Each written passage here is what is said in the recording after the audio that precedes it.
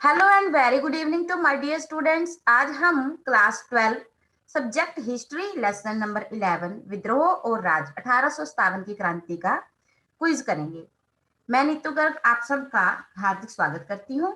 जैसे कि हमें पता है कि हिस्ट्री के अंदर हमारे जो पिछले क्वेश्चंस होते हैं वो हमारा बेस होते हैं, और जो हम क्वेश्चंस इस क्विज में करेंगे वो सभी लगभग पिछले 3 4 5 सालों में बार बार पूछे गए हैं, और हम उससे रिलेटेड जानकारी भी एकत्रित करेंगे। तो आइए शुरू करते हैं क्वेश्चन नंबर 1 के साथ। क्वेश्चन नंबर 1 इज दैट 1857 की क्रांति के समय भारत के गवर्नर जनरल कौन था? ऑप्शंस है lord Wellesley, lord Canning, lord Dalhousie, lord Ripon. और आपका समय शुरू होता है अब। ये मैं इसलिए देती हूँ ताकि आप सोच सकें सही आंसर क्या होगा। उसका सही आंसर है लॉर्ड कैनिंग। तो आपको थोड़ा याद रखना है कि लॉर्ड कैनिंग से पहले जो 1857 की क्रांति की देन है, ये क्रांति जो हुई इसके पीछे जो सबसे बड़ा हाथ है वो लॉर्ड डलहौजी का ही है। क्वेश्चन नंबर 2, लॉर्ड डलहौजी ने धार्मिक अयोग्यता अधिनियम कब पारित किया? 1850, 1854, 1851 या फिर 1855? इनमें से आपको एक सही आंसर चूज करना है, और इसका सही आंसर है 1850। धार्मिक अयोग्यता अधिनियम क्या है? ये कि जिसके तहत यदि कोई व्यक्ति अपना धर्म बदलकर ईसाई भी अपनाता था तो उसे उसकी पैतृक संपत्ति से बेदखल नहीं कर सकते थे माँ बाप, अर्थात कि अब आसानी से कोई भी ईसाई धर्म अपना सकता था। उसके बाद क्वेश्चन नंबर 3, 1857 की क्रांति का तत्कालीन कारण। अवध का विलय, चर्बी वाले कारतूस, झांसी का विलय, डेप्स की नीति। इनमें से आपको एक सही आंसर बताना है, और इसका सही आंसर है चर्बी वाले कारतूस।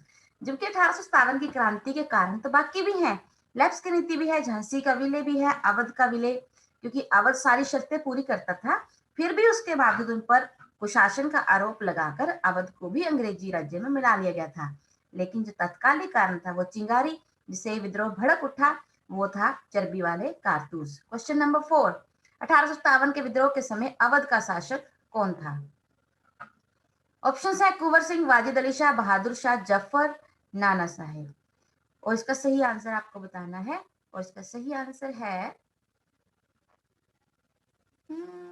वाजिद अली शाह। ये जो था सबसे पहले अवध ने ही सहायक संधि जो लॉर्ड वेल्जली ने चलाई थी उसे अपनाया था।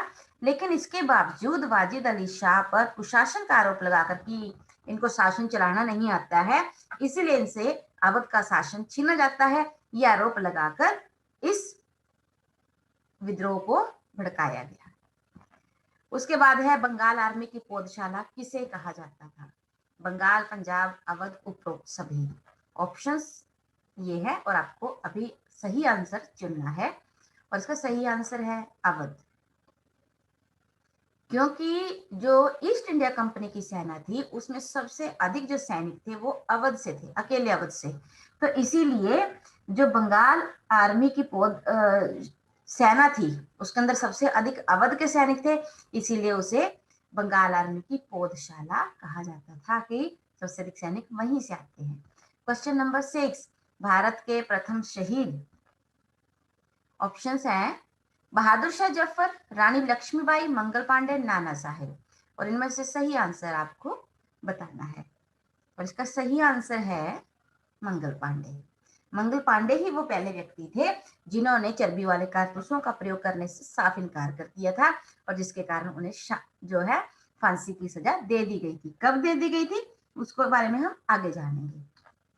क्वेश्चन नंबर 7, 1857 की क्रांति का आरंभ कहां से हुआ? मेरठ की छावनी, अंबाला छावनी, लखनऊ छावनी, इनमें से कोई नहीं। और इसका सही आंसर है मेरठ छावनी से। मेरठ छावनी से ही वहां पर जो सैनिक थे उन्होंने चर्बी वाले कारतूसों का प्रयोग मना करके वहां से वो जो थे पलायन कर गए थे, और वे उस आगे जाकर दिल्ली बहादुर शाह जफर द्वितीय से मिलते हैं। तो इसीलिए वहीं से क्रांति का आरंभ माना जाता है। फैजाबाद में विद्रोह का नेतृत्व किसने किया था? तांत्या टोपे, बख्त खां, मौलवी अहमदुल्ला या फिर नाना साहेब। और इसका सही आंसर आपको बताना है, और इसका सही आंसर है मौलवी अहमदुल्ला, जिन्हें बागडन शाह के नाम से भी जाना जाता है। क्वेश्चन नंबर 9, बेगम हजरत महल ने विद्रोह का नेतृत्व कहाँ से किया? कानपुर, अवध, लखनऊ, दिल्ली। और इसका सही आंसर आपको फटाफट बताना है, और इसका सही आंसर है लखनऊ से। बेगम हजरत महल कौन है? जब नवाब वाजिद अली शाह को उनके ऊपर कुशासन का आरोप लगाकर उनसे राज्य हड़प लिया जाता है, तो उनकी पत्नी बेगम हजरत महल जो है वे लखनऊ से विद्रोह का नेतृत्व करती हैं, ताकि उनके पुत्र बिरजिस कादर जो कादर हैं उनको वापस से अवध का शासक बनाया जा सके। क्वेश्चन नंबर 10, आजमगढ़ की घोषणा कब की गई? 15 अगस्त 1857 को, 25 अगस्त 1857 को, 20 अगस्त 1857 को, या फिर 10 अगस्त 1857 को? और इसका सही आंसर है 25 अगस्त 1857 को। ये घोषणा जो थी असल में ये एक रिपोर्ट थी जो ये बताती थी कि विद्रोही क्या चाहते थे। Question number 11, Thomas Jones Barker ने 1859 में कौन सा चित्र बनाया? The relief of Lucknow, in memoriam, justice, clemency of Canning. बड़े ही चारों जो चित्र हैं बहुत इंपॉर्टेंट है, 1857 की क्रांति से संबंधित है, लेकिन सही आंसर जो है वो है द रिलीफ ऑफ लखनऊ। ये टॉमस जॉन्स बारकर ने बनाया था, जबकि इन मेमोरियम जो है वो जोसेफ नोएल पेटन ने बनाया था। क्वेश्चन नंबर 12, भारत में ईस्ट इंडिया कंपनी का शासन किस एक्ट के तहत समाप्त हुआ? 1813 ईस्वी का एक्ट, 1833, 1858 ईस्वी का, या फिर 1853 ईस्वी का एक्ट? इसमें से जो भी आपको सही आंसर लगता है आपको उसे बताना है। उसका सही आंसर है 1858 ईस्वी का एक्ट। इसके तहत अब भारत से ईस्ट इंडिया कंपनी का शासन खत्म हो गया और भारत सीधे ब्रिटेन संसद या इंग्लैंड की संसद के अधीन हो गया था। क्वेश्चन नंबर 13, मध्य भारत में विद्रोह का नेतृत्व किसने किया? रानी लक्ष्मीबाई, बेगम हजरत महल, दुर्गावती, या इनमें से कोई भी नहीं? इसका सही आंसर है रानी लक्ष्मीबाई, जिसे झांसी की रानी के नाम से भी जाना जाता है। क्वेश्चन नंबर 14, रेवाड़ी में विद्रोह का नेतृत्व किसने किया? बख्खा राव, तुलाराम, कुंवर सिंह, या इनमें से कोई नहीं? और इसका सही आंसर है राव तुलाराम।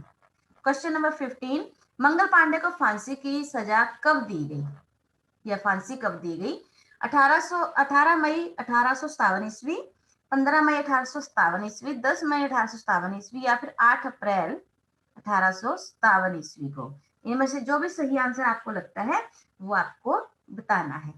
और इसका बिल्कुल सही उत्तर है 8 अप्रैल 1857 ईस्वी को मंगल पांडे को, जो हमारे देश के प्रथम शहीद हैं, जिन्होंने सबसे पहले चर्बी वाले कारतूसों का प्रयोग करने से इनकार किया था, उन्हें फांसी दे दी गई।